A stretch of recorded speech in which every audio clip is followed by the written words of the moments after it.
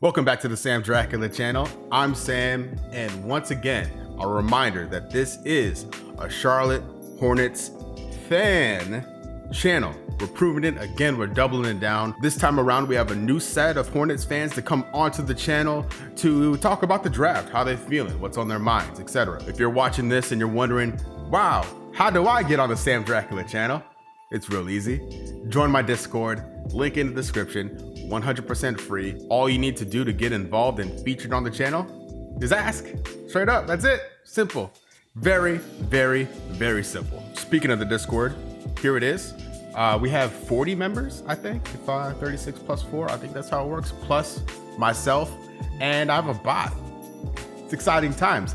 I'm slowly learning how to do this. When I'm looking for people to come onto the channel, I'll put it here in the announcement section. If you have any Hornets related links, memes, or any video ideas, you can post them here. We also have a general Hornets discussion area where you can do text chats or voice chats. That'll be fun, I think, during games. I'll jump in here or either in the text or the voice channel to talk with other Hornets fans as games are going on if you guys want to do that. Last but not least, I have a gaming section here. If anyone wants to play like Among Us or 2K or something like that, hit me up in here and we can get some games going. Before we get to the actual stars of the video, I got to address this. Yeah. He's right there. Devontae's not lying. He's not lying. That color, Black and gold on this. the color, the accents, Oh man, I gotta find me something to go with these. just chef's kiss.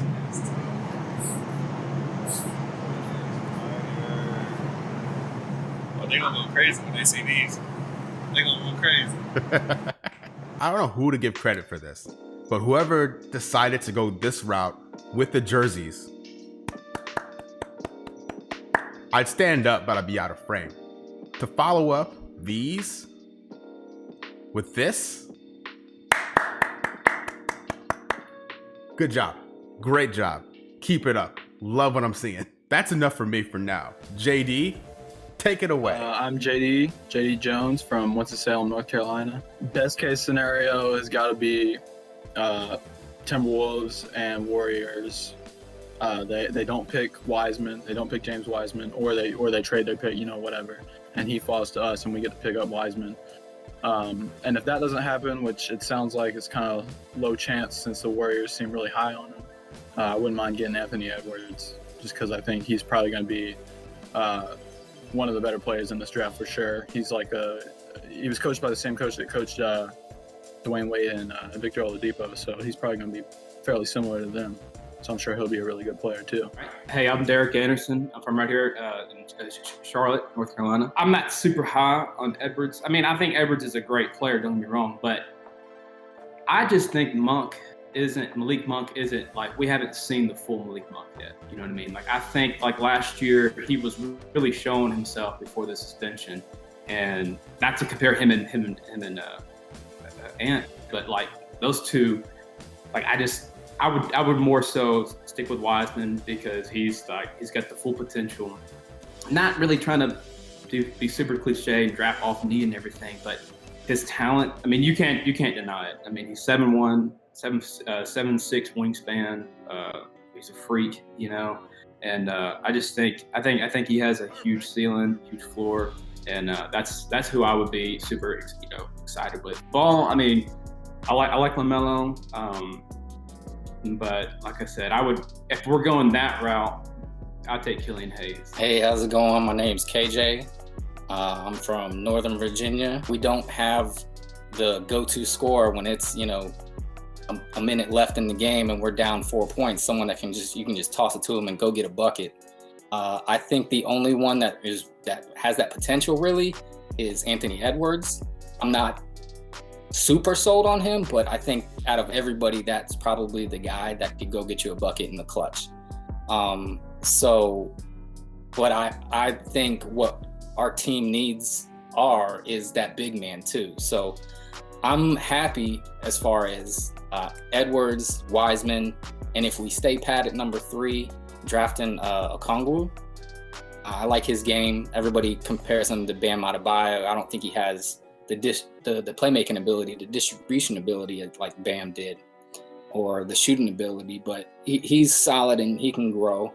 But as far as the perfect scenario, LaMelo going number 1 to Minnesota, or somebody trading up and taking LaMelo first, and that would probably Anthony Edwards to the Warriors, and then Wiseman falling to us, and us just staying at number 3 and taking the best player available, Wiseman, and maybe Golden State takes Wiseman at 2 and Edwards, just to have that, to stay at 3 and get one of those Edwards or Wiseman would be really key for us. Yeah, my name's Coleman. I'm from Jacksonville, North Carolina, but I live in Wilmington, North Carolina. I'm like a avid chess player, so I think of it, as an organization, as an opening, a mid-game, and an end game. And I think we've been in our opening game for a while. We've been developing our pieces, whether that's Devontae Graham or Miles Bridges, PJ Washington.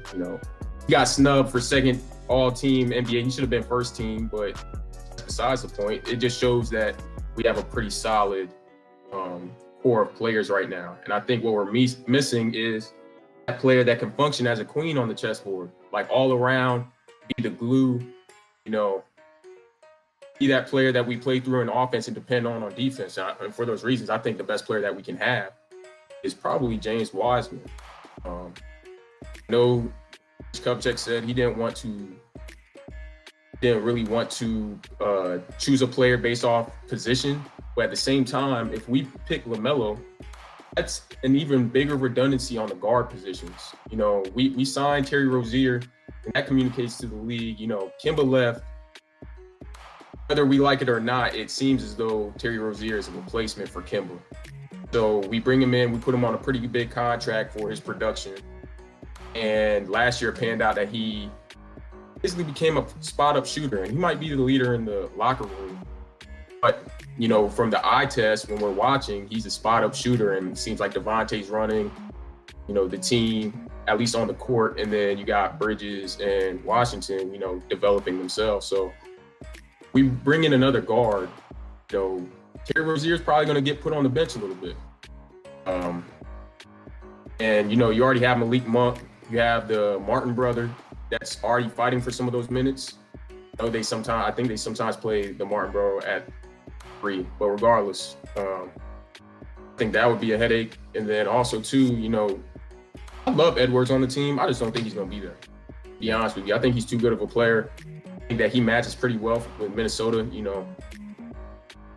D'Angelo Russell, his best ball was when he was on Brooklyn running the point guard.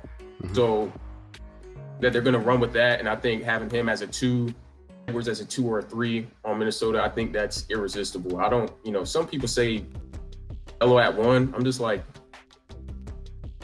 Timberwolves have been a bad franchise. I don't think they're that stupid though to pick LaMelo and have that redundancy between him and Russell. So yeah, for all those reasons, I think Wiseman, and let me not get too long-winded about it, but Hornets right now, I really see them as being a lot like Mark Jackson Warriors of the late 2000s, early 2010s, when they were getting Curry and Thompson and Draymond. They were really forming a core around them. I think that we have the possibility of doing that same thing. Between Graham, Washington, and if we can get Wiseman, then Wiseman.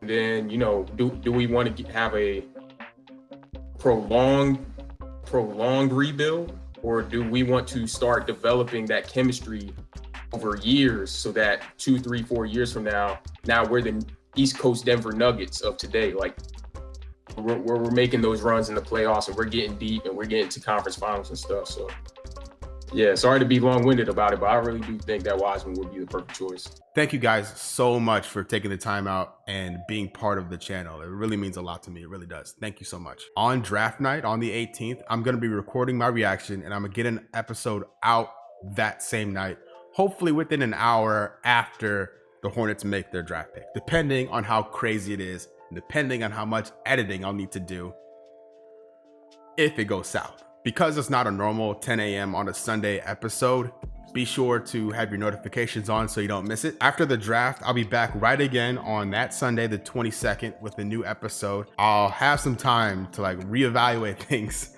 on the 22nd with some post-draft clarity.